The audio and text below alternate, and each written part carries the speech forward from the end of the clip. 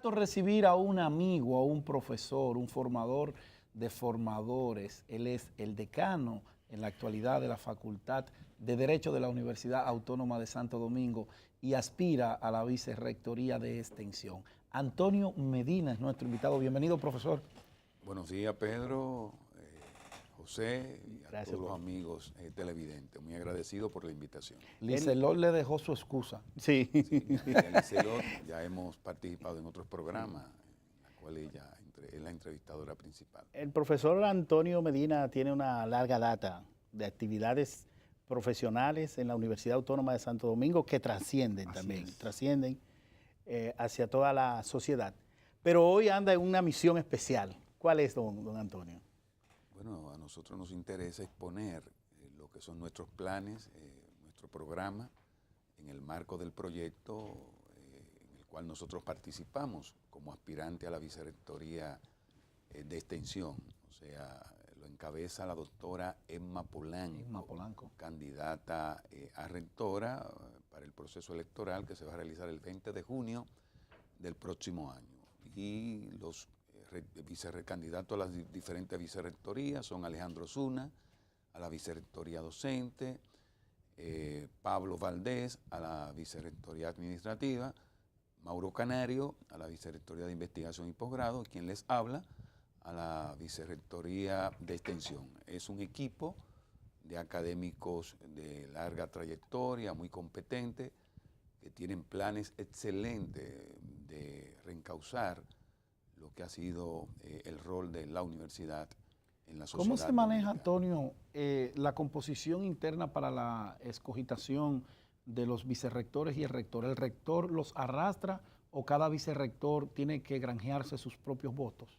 Bueno, generalmente van en bloques, pero las votaciones son por posiciones. Es decir, que en una boleta un votante puede votar por un candidato de una plancha y de otra. Generalmente el bloque influye y arrastra. Pero las votaciones son individuales. O sea, se ha dado el caso de que, por ejemplo... Sí, se puede dar el caso de que gane el rector y un vicerrector sea de otro bloque. Profesor Medina, ¿cuáles son sus planes así puntuales en esta área de la extensión, que es muy importante? Hay que recordar que la universidad tiene otros recintos prácticamente en todo el país, ¿verdad? ¿Cuántos recintos son fuera de la sede central?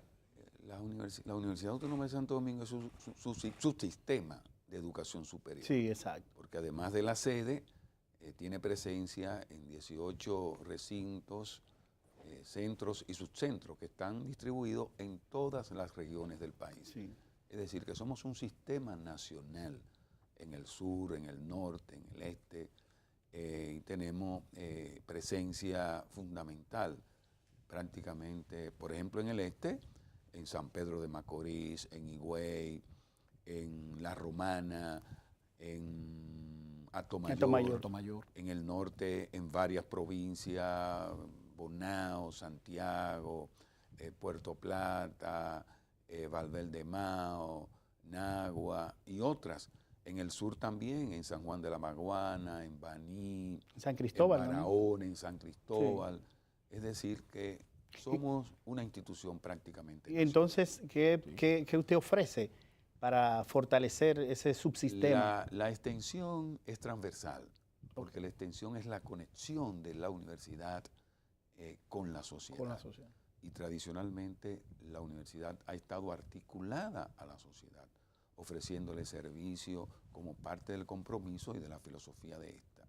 Nosotros, desde esa vicerrectoría de extensión, nos proyectamos en la articulación de lo que es la universidad con la sociedad civil, con el Estado, con las instituciones comunitarias, jugar el rol que establecen los estatutos, no solo en el aspecto propiamente únicamente cultural, artístico, porque muchas veces se tiene la visión de que la extensión es cultura, es presentación de grupos artísticos. No, la extensión va más allá. Claro. Eso es importante. Sí. Claro. La preservación de nuestro patrimonio cultural, la difusión de nuestros valores, etcétera. Pero la extensión articula la docencia y la investigación, y además los lazos con las instituciones de la sociedad civil, del Estado, comunitaria, para llevar la universidad a la sociedad, no solo en el plano nacional, sacarla de las aulas internacional, y del centro. Porque el eje extensión es uno de los ejes más importantes que tiene la institución, porque es la cara externa. Por ejemplo, en materia de docencia, en materia de investigación, la extensión está articulada a esto. Okay. Está articulada, porque en la medida en que nuestra institución se proyecta, digamos, en el plano nacional, llevando formación, capacitación a diferentes sectores, y eso nosotros incluso lo hemos hecho desde la Facultad de Ciencias Jurídicas y Políticas, que hemos articulado y hemos llevado una política de vinculación con instituciones del Estado, con las altas cortes, con instituciones de la sociedad civil, con instituciones comunitarias, incluso en el plano internacional. Estos programas, por ejemplo, de educación cívica en materia constitucional que estamos desarrollando con el Tribunal Constitucional. Eso es extensión. Ustedes estuvieron recientemente en New Jersey. Correcto, con el Tribunal Constitucional, y prácticamente hemos desarrollado conversatorios, diplomados a nivel nacional, cumpliendo con el artículo 63 de la Constitución, que obliga a enseñar la Constitución para que los ciudadanos y ciudadanas se empoderen y asuman sus derechos y conozcan sus deberes. Y eso es importante. Y la universidad, a través de la facultad, tenemos ese programa, pero con otras instituciones también del Estado. Y eso es extensión también, porque eso nos articula, lleva a la universidad a la sociedad, al igual que otros servicios que nosotros tenemos en el marco de la salud, de la asesoría legal gratuita y muchos aspectos más, además de la tradición de los grupos culturales que tiene la universidad. Y nosotros desde la Vicerrectoría de Extensión, ya cuando el proyecto que encabeza la doctora Irma Polanco obtenga la victoria, vamos a programar y asumir roles que se han ido perdiendo, como es por ejemplo, la existencia de los profesores extensionistas que promovían cultura. No se está haciendo ahora. No, eso hace tiempo que desapareció. ¿Por qué desapareció? ¿Por falta de voluntad o falta de presupuestos? Por muchos factores. Pero lo importante es que tenemos la voluntad de reasumir ese tipo de iniciativa, que era muy importante porque conectaba, un profesor y daba una conferencia y tenía incluso parte de su carga docente exonerada, porque jugaba un rol muy importante difundiendo cultura, promoviendo nuestros valores. Así que fortalecer también lo que es la estructura de extensión de la universidad, no solo en la sede, sino en los recintos, en los centros, en los subcentros. Es mucho lo que hay que hacer, ¿no? Profesor, para todo eso se necesita presupuesto. Por supuesto. Y quiero concatenar una con otra. El presupuesto que se le asignó a la academia en el proyecto ahora. En el proyecto de presupuesto del año 2018. ¿Cómo lo ven ustedes? ¿Sigue siendo pírrico? ¿Sigue siendo insuficiente? ¿O se logró algún aumento sustancial dentro de las demandas que ustedes habían hecho al Poder Ejecutivo? Absolutamente. Creo que el aumento se limita a 300 millones y eso no es nada. No es nada. Porque de la universidad se dicen muchas cosas negativas. La UAS es una institución con mucha fortaleza, que hace grandes aportes a la sociedad dominicana. Reconocemos que tenemos nuestras debilidades, deficiencias estructurales que hay que superar, pero mientras permanezca una situación de ahogo económico como la que tenemos, eso presenta más dificultades y problemas para superar esas deficiencias. Profesor, pero el presupuesto prácticamente es el mismo. Y si ustedes toman en cuenta que se ha producido un aumento de la matrícula y lo que es el costo de la vida, que ha aumentado, claro, como es natural. Profesor, pero muchas universidades del mundo con tradiciones muy parecidas incluso a la Universidad Autónoma de Santo Domingo tienen alternativas para el asunto del financiamiento.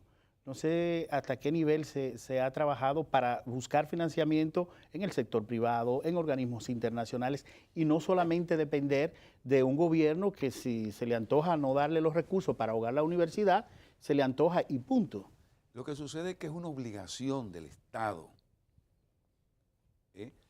cumplir con el mantenimiento y de otorgarle los recursos a las instituciones como es la Universidad Autónoma de Santo Domingo. Y eso está establecido en la Constitución y en las leyes, porque hay leyes que está la ley de autonomía que establece un 5% para la universidad y la misma ley que crea el ¿Cuánto sistema se le está dando ahora? De educación. No, eso no llega, eso no llega ni a un 1%.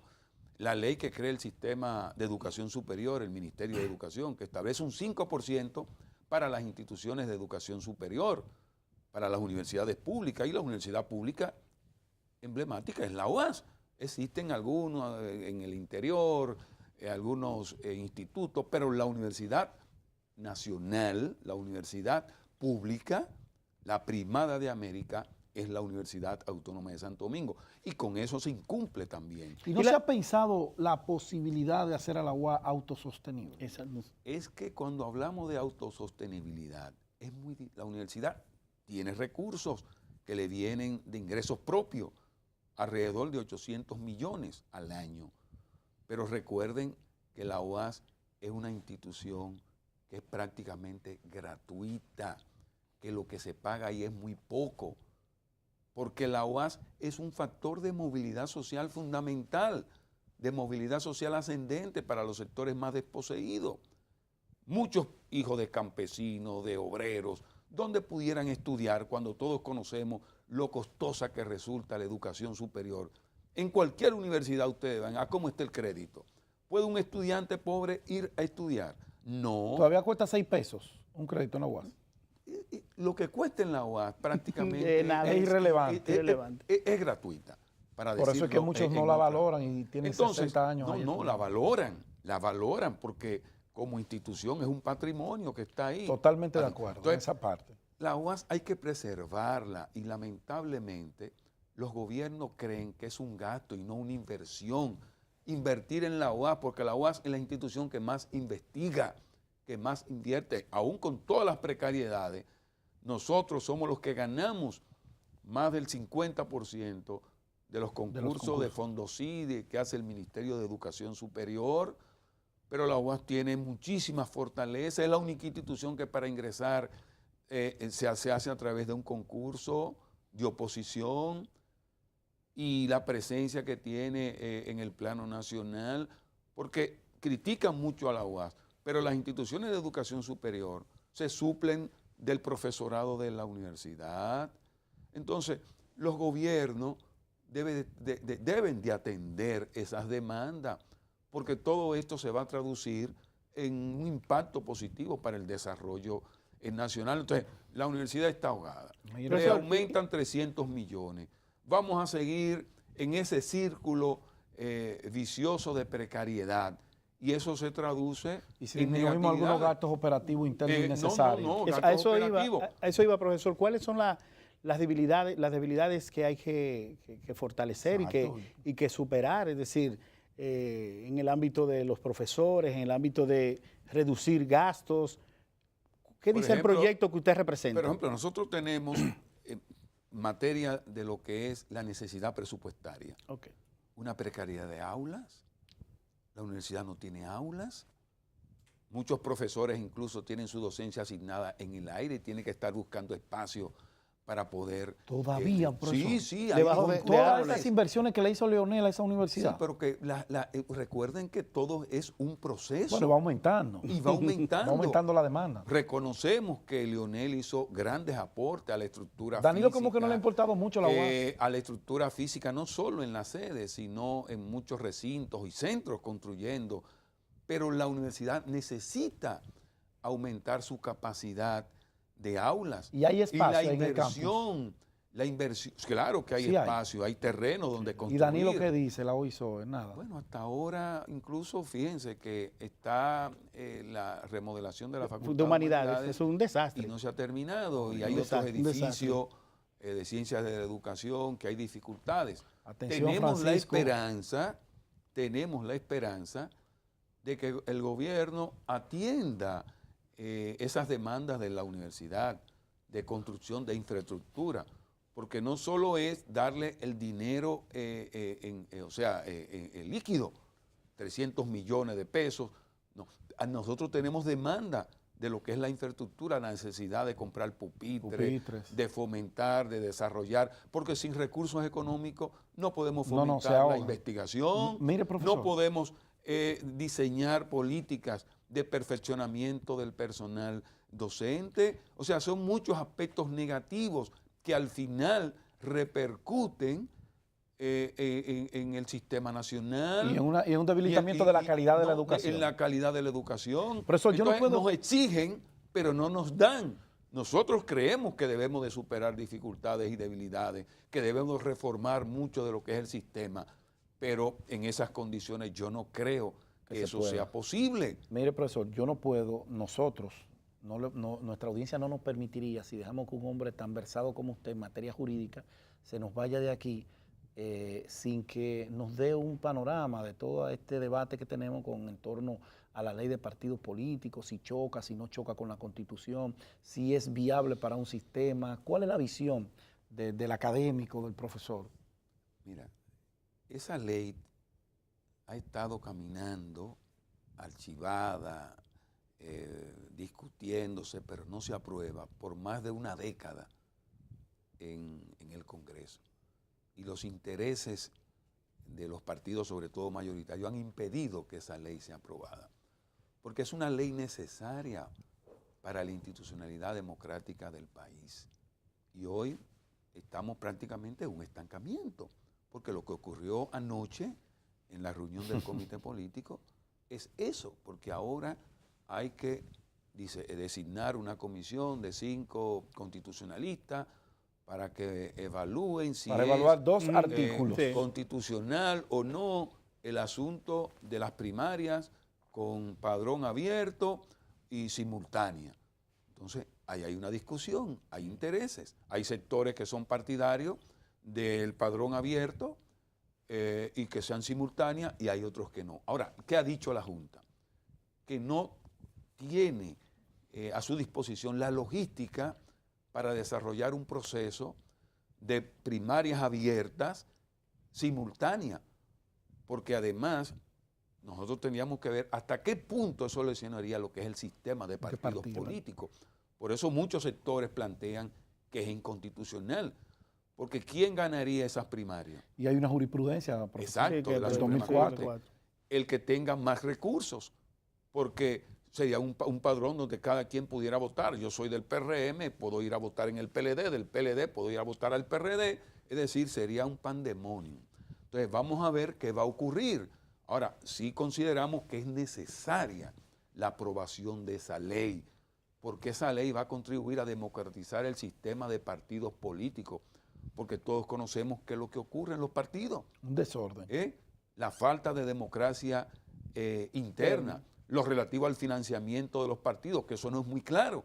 Entonces, esa ley va a contribuir a fortalecer la institucionalidad democrática y eso va a repercutir positivamente en todo el sistema nacional. Bueno, lamentando que ya el tiempo se nos ha ido con el profesor Antonio Medina, todavía falta mucho por recorrer. Sí, en algún otro momento también lo tendremos aquí, no solamente hablando del tema Universidad Autónoma de Santo Domingo, sino este tema de los partidos políticos y de otros temas. Podemos tratar diferentes temas de interés, el tema de la criminalidad. Sí, que usted domina muy bien esa área. Correcto, el tema ahora mucho de la corrupción, de la impunidad. Mantenga el celular abierto, que esa invitación viene por ahí. Y sobre todo, los planes y proyectos que tiene este proyecto de rectoría y vicerrectoría, Emma Polanco, que creo que ya debe ir una mujer a la rectoría. Por primera vez, ¿verdad? Eso es seguro. Y no como cuota, sino por los méritos de la doctora Emma. Sería la primera vez. Bueno, profesor, será la próxima. La invitación. Sí, nosotros agradecidos de ustedes, de la sintonía. ¿Verdad, Pedro? Mañana ya estaremos de nuevo con más informaciones, con entrevistados importantes e interesantes y con el acontecer nacional e internacional. Así es, el reto y el compromiso. Mañana a las 6 en puntito despierta RD. Mientras tanto, feliz resto del día.